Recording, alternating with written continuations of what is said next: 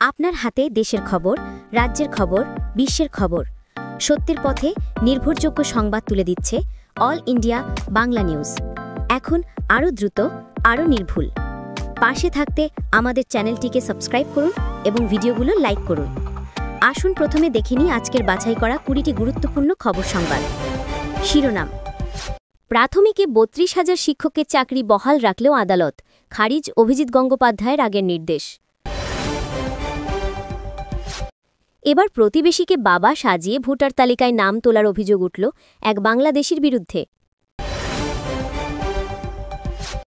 বাংলাদেশি সন্দেহে মুর্শিদাবাদের ফেরিওয়ালাকে হেনস্থা এই রাজ্যেই। বাংলা বাঁচাও যাত্রার সমর্থনে পদযাত্রা পশ্চিম মেদিনীপুরে। কোনো ধর্মস্থানে হাত দিতে দেব না, মালদহের সভা থেকে মমতার ওয়াকফ আশ্বাস। মানুষকে বিশ্বাস রাখার কথা বলেছেন তিনি। মালবাজারে সদ্যজাত পুত্র সন্তানকে পুঁতে ফেলার চেষ্টা, জানাজানি হতেই উধাও মা। প্রশ্নের মুখে মায়ের ভূমিকা। কিশোরী কন্যাকে ধর্ষণ, সৎ বাবাকে 20 বছরের কারাদণ্ড বালুরঘাট আদালতের। নির্যাতিতাকে 2 লক্ষ টাকা ক্ষতিপূরণ দেওয়ার নির্দেশ আদালতের। দত্তপুকুর স্টেশনে যাত্রীদের সামনে হস্তমৈথুন, অশালীন অঙ্গভঙ্গি, অভিযুক্তকে গণধোলাই। ঘটনায় আরও একবার প্রশ্নের মুখে যাত্রী নিরাপত্তা। অযোধ্যায় তৈরি হবে নয়া মন্দির মিউজিয়াম, রামরাজ্যের হারানো গৌরব পুনরুদ্ধার যোগীর। দান্তেওয়াড়ায় ভয়ঙ্কর সংঘর্ষে খতম 5 মাওবাদী, শহীদ 1 জওয়ান। মাওবাদীদের সঙ্গে গুলির লড়াই এখনও চলছে বলে জানা গিয়েছে। আরাবল্লীর মৃত্যু পরোয়ানায় সই মোদী সরকারের, কেন ক্ষোভে ফেটে পড়লেন সোনিয়া? সঞ্চার সাথী ইস্যুতে আরও পিছু হটল কেন্দ্র, মোবাইলে থাকবেই না নয়া পেগাসাস। কোনো গ্রাহক চাইলে নিজে থেকে ইনস্টল করবেন। ভারতের উপর পুতিন সফরের আগে মার্কিন শুল্ক নিয়ে মুখ খুলল মস্কো। দিল্লির সঙ্গে সম্পর্ক নিয়েও বিশেষ বার্তা, কি বলল মস্কো? ভারতের সঙ্গে যুদ্ধ চায় মৌলবাদী মুনির, দাদা চায় বন্ধুত্ব, দাবি ইমরানের বোনের। 2 বছর ধরে জেলে রয়েছেন পাকিস্তানের প্রাক্তন প্রধানমন্ত্রী। 8ই হাই স্কুল, 15 বছরে কোয়ান্টাম ফিজিক্সে পিএইচডি, বিশ্ব রেকর্ড ছোট আইনস্টাইনের। মানুষকে অমরত্ব দিতে চান এই ক্ষুদে বিজ্ঞানী। সবসময় ফিনিশিং লাইন পেরোনো হয় না, ইঙ্গিতবাহী পোস্ট আয়োজকদের। স্মৃতির বিয়ে বাতিল।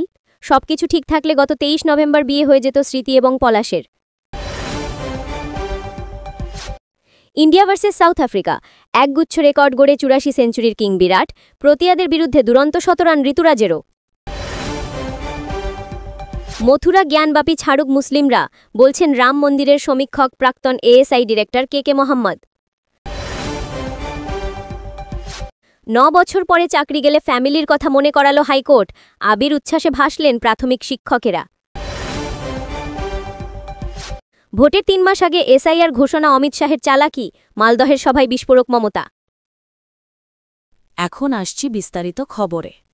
2014 সালের টেটের ভিত্তিতে 2016 সালে প্রাথমিকে প্রায় 42,000 শিক্ষক নিয়োগ হয়েছিল। প্রাথমিকে 32,000 শিক্ষক শিক্ষিকার চাকরি বহাল রইল, অর্থাৎ ডিভিশন বেঞ্চে চাকরি বাতিলের রায় খারিজ হয়ে গেল কলকাতা হাইকোর্ট। কলকাতা হাইকোর্টের প্রাক্তন বিচারপতি অভিজিৎ গঙ্গোপাধ্যায়ই প্রথম 32,000 চাকরি বাতিলের নির্দেশ দেন। পরিবর্তে 3 মাসের মধ্যে নতুন করে নিয়োগ সম্পূর্ণ করতে নির্দেশ দেন তিনি। আদালত জানিয়েছে, দীর্ঘ 9 বছর চাকরি বাতিল করলে শিক্ষক শিক্ষিকা ও তাদের পরিবারের ওপর বিরূপ প্রভাব পড়বে, তাই 32,000 চাকরি বহাল থাকছে। আদালত আরও বলে, চাকরি করার সময় এই প্রার্থীদের বিরুদ্ধে কোনো অভিযোগ ওঠেনি। এমন কোনো তথ্য সামনে আসেনি যে পরীক্ষকদের বেশি নম্বর দেওয়ার নির্দেশ দেওয়া হয়েছিল। কয়েকজন অসফল প্রার্থীর জন্য গোটা প্রক্রিয়ার ক্ষতি করতে দেওয়া যেতে পারে না, তাহলে অনেক সৎ প্রার্থীর গায়েও কালির ছিটে লেগে যাবে। আদালত জানিয়েছে, দুর্নীতির তদন্ত যেমন চলছে চলবে, কিন্তু মানবিক দৃষ্টিভঙ্গি থেকে কয়েকজনের জন্য গোটা প্রক্রিয়া বাতিল করা যায় না। আদালতের রায়ের পর আইনজীবী আশিস কুমার চৌধুরী বলেন, চাকরি বহাল থাকবে। সিঙ্গল বেঞ্চের পর্যবেক্ষণ ছিল ব্যাপক দুর্নীতি হয়েছে, তাই নিয়োগ বাতিল করা হলো। কিন্তু ডিভিশন বেঞ্চ সেই পর্যবেক্ষণকে মান্যতা দেয়নি। আদালত পরিষ্কার জানিয়েছে, নিরীহ শিক্ষক শিক্ষিকারা দুর্নীতিতে যুক্ত ছিলেন না। সিবিআই ইতিমধ্যে শনাক্ত করেছে কারা বিশেষভাবে চাকরি পেয়েছিল। সেই তালিকাও রয়েছে। বাকি যারা কর্তৃপক্ষের ভুল বা কোনো দুর্নীতির জন্য নিরীহদের চাকরি যেতে পারে না। এতদিন যারা চাকরি করছেন তাদের কথা ভেবে যেহেতু তারা কোনো দুর্নীতির সঙ্গে যুক্ত নন, তাই তাদের চাকরি বহাল থাকছে। রায়ের সম্পূর্ণ প্রতিলিপি প্রকাশিত হলে বিষয়টি স্পষ্ট হয়ে যাবে। সাহেবখালী গ্রাম পঞ্চায়েতের ১৯৯ নম্বর বুথের ভোটার নূর আলী মোড়লকে খাতায় কলমে বাবা সাজিয়ে ভোটার কার্ড বানিয়েছেন অভিযুক্ত আনোয়ার মোড়ল। রাজ্যের সীমান্তবর্তী জেলায় ফের প্রতিবেশীকে বাবা বানিয়ে ভোটার তালিকায় নাম তোলার অভিযোগ উঠল এক বাংলাদেশির বিরুদ্ধে। উত্তর ২৪ পরগনার বসিরহাটের পর এবার হিঙ্গলগঞ্জ। অভিযোগ, সাহেবখালী গ্রাম পঞ্চায়েতের ১৯৯ নম্বর বুথের ভোটার নূর আলী মোড়লকে খাতায় কলমে বাবা সাজিয়ে ভোটার কার্ড বানিয়েছেন অভিযুক্ত আনোয়ার মোড়ল। এই বিষয়ে নির্বাচন কমিশনে অনলাইনে অভিযোগ দায়ের করেছেন হিঙ্গলগঞ্জের বাসিন্দা নূর আলী মোড়ল। অভিযোগ, আনোয়ার মোড়ল নামে ওই বাংলাদেশি নাগরিক নথি জাল করে প্রতিবেশী নূর আলীকে বাবা সাজিয়ে এ রাজ্যের ভোটার তালিকায় নাম তুলেছে। অভিযুক্ত আনোয়ার মোড়লের প্রতিক্রিয়া মেলেনি। স্বামীর বিরুদ্ধে ওঠা সমস্ত অভিযোগ উড়িয়ে আনোয়ারের স্ত্রী মোমেনা বিবি দাবি করেছেন তারা এদেশেরই বাসিন্দা। বিষয়টি নিয়ে নির্বাচন কমিশনের ঘাড়েই দায় ঠেলেছেন তৃণমূল পরিচালিত সাহেবখালী গ্রাম পঞ্চায়েতের প্রধান। প্রয়োজনীয় পদক্ষেপ করার জন্য কমিশনের প্রতি আর্জি জানিয়েছে স্থানীয় বিজেপি নেতৃত্ব। বসিরহাট মহকুমার বিস্তীর্ণ এলাকা জুড়ে রয়েছে ভারত-বাংলাদেশ সীমানা।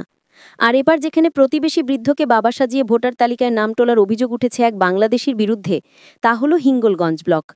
বাংলাদেশের বাসিন্দা ভারতের ভোটার হওয়ার জন্য প্রতিবেশী এক বৃদ্ধকে বাবা সাজিয়ে ভোটার তালিকায় নিজের নাম তুলেছেন বলে অভিযোগ উঠেছে।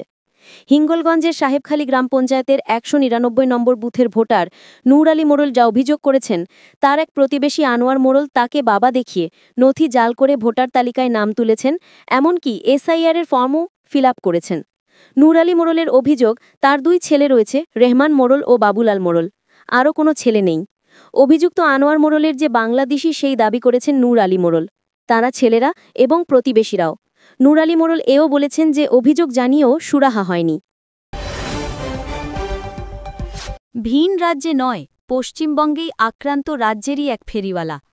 ভিন রাজ্যে যেমন এ রাজ্যের পরিযায়ী শ্রমিকদের বাংলাদেশি মুসলমান বলে হেনস্থা করা হচ্ছে প্রতিনিয়ত, ঠিক একইভাবে মুসলিম সম্প্রদায়ের মানুষ হওয়ায় মুর্শিদাবাদ থেকে কোচবিহারে আসা এক কম্বল ফেরিওয়ালাকে বাংলাদেশি মুসলমান বলে দাগিয়ে দিয়ে শারীরিকভাবে নিগ্রহ করে তুলে দেওয়া হলো পুলিশের হাতে।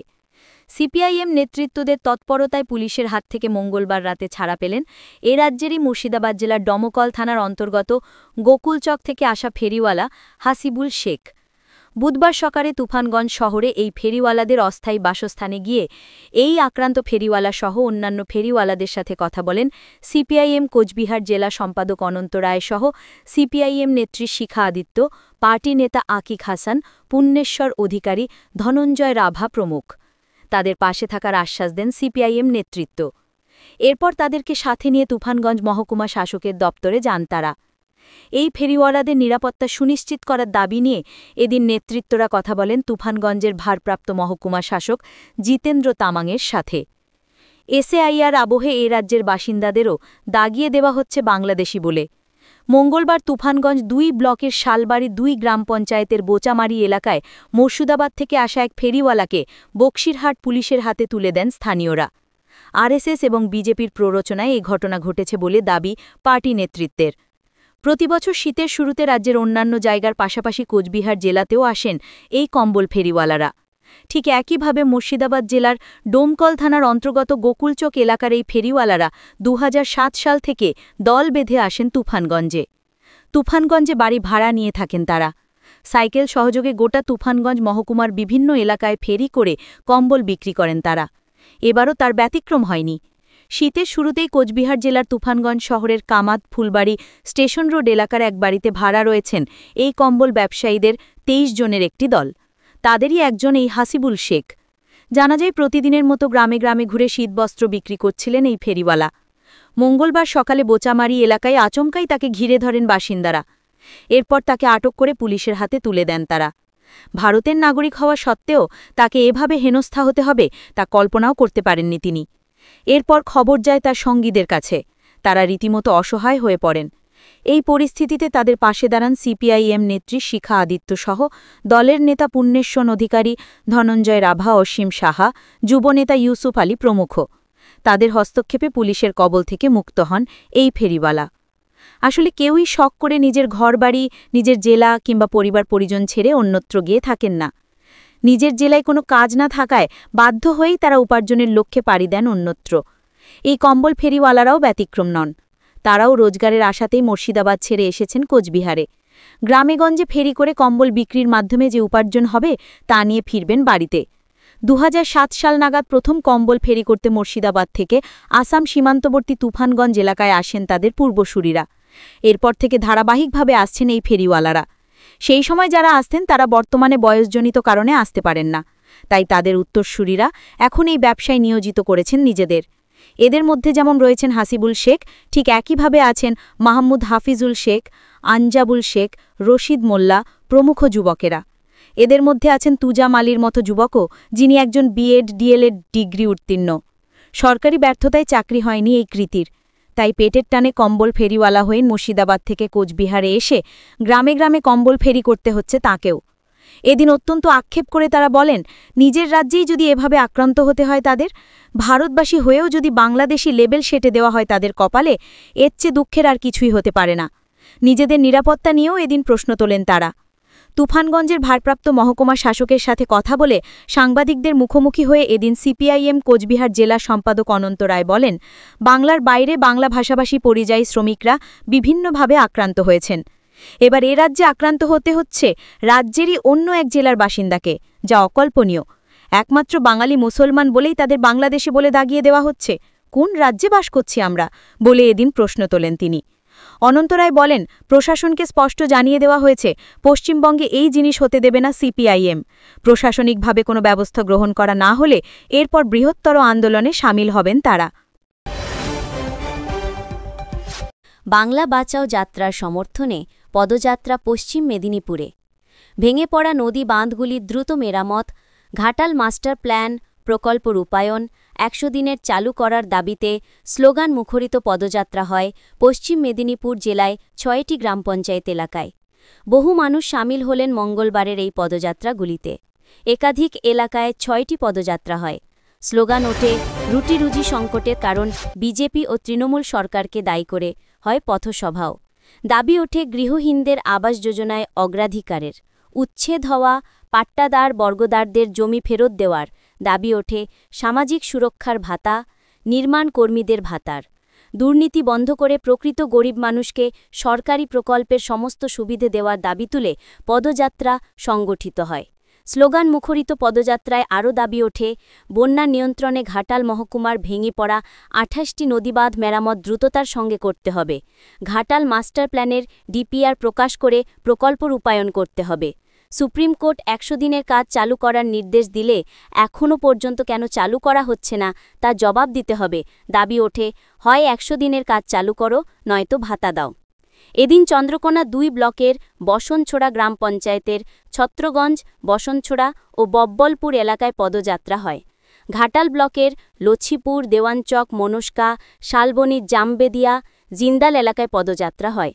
পদযাত্রা থেকে রুটি রুজির সংকট, অপরদিকে আকাশছোঁয়া মূল্যবৃদ্ধি, শাসক দলের সীমাহীন দুর্নীতি, নারী নির্যাতন, কৃষকের ধান বিক্রয় ন্যায্য মূল্য না পাওয়া ঘটনায় বর্তমানে হতশ্রী বাংলাকে পুনরায় রূপশ্রী বাংলায় ফিরিয়ে আনার শপথে বাংলা বাঁচাও স্লোগানে লাল ঝান্ডার মিছিল এগিয়ে চলে। এক বুথ থেকে অন্য বুথে গ্রামের মানুষ পদযাত্রায় অংশগ্রহণ করেন। তৃণমূল ও বিজেপির বিভাজনের রাজনীতি রুখে দিতে ও ভাতের লড়াইতে সামিল হলেন শত শত গ্রামের মানুষ। পদযাত্রায় স্লোগান ওঠে, রুখে দাও কর্পোরেট স্বার্থ রক্ষাকারী ও মানুষে মানুষে বিভাজনকারী কেন্দ্রের বিজেপি সরকারের বিরুদ্ধে। কাজের অধিকার আদায়, ন্যায্য মজুরি, উচ্ছেদ হওয়া পাট্টাদার বর্গদারদের জমি উদ্ধারের। বাংলা বাঁচাও লড়াই আন্দোলনের পদযাত্রায় এদিন অংশ নিয়েছেন বহু আদিবাসী জনজাতির মানুষ ও মহিলারাও। সংশোধিত ওয়াকফ আইন নিয়ে ফের সুর চড়ালেন মুখ্যমন্ত্রী মমতা বন্দ্যোপাধ্যায়। মালদহের সভায় সংখ্যালঘু সম্প্রদায়কে আশ্বস্ত করলেন তিনি। জানালেন, তিনি থাকতে কোনো এখানে কারো সম্পত্তিতে হাত দিতে দেবেন না। পাশাপাশি জানান, ওয়াকফ আইন রাজ্য নয়, বিজেপি নেতৃত্বাধীন বিজেপি সরকার করেছে। সংশোধিত ওয়াকফ বিলও পাশ হয়ে এখন তা আইনে পরিণত হয়েছে। নতুন আইন অনুযায়ী কোনো সম্পত্তিকে ওয়াকফ সম্পত্তি হিসাবে ঘোষণা করার অধিকার শুধুমাত্র ওয়াকফ বোর্ডের হাতে থাকবে না। জেলাশাসক বা সেই পদমর্যাদার কোনো আধিকারিক চূড়ান্ত সিদ্ধান্ত নেবেন। এই আইন পাশ হতেই দেশ জুড়ে বিক্ষোভ শুরু হয়। উত্তপ্ত হয়ে ওঠে বাংলার মুর্শিদাবাদও। তৃণমূল সহ একাধিক রাজনৈতিক দল এই আইনের বিরোধিতা করে। সুপ্রিম কোর্টে এই আইন নিয়ে মামলাও হয়েছে।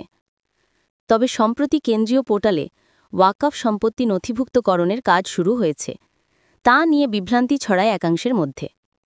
তাদের আশ্বস্ত করে মুখ্যমন্ত্রী মালদহের সভা থেকে বলেন, ওয়াকফ সম্পত্তি আইন আমরা না, কেন্দ্রীয় সরকার করেছে, বিজেপি করেছে। আমরা বিধানসভায় এর বিরুদ্ধে প্রস্তাব পাশ করিয়ে বারণ করেছি। রাজ্য সরকার সুপ্রিম কোর্টে কেস করেছে, সেই মামলা চলছে। তাছাড়াও আমরা যতদিন আছি এইসব জায়গায় হাত দিতে দেব না, কোনো ধর্মস্থানে হাত দিতে দেব না। আমি ধর্ম নিয়ে রাজনীতি করি না। মানুষকে বিশ্বাস রাখার কথা বলেছেন তিনি।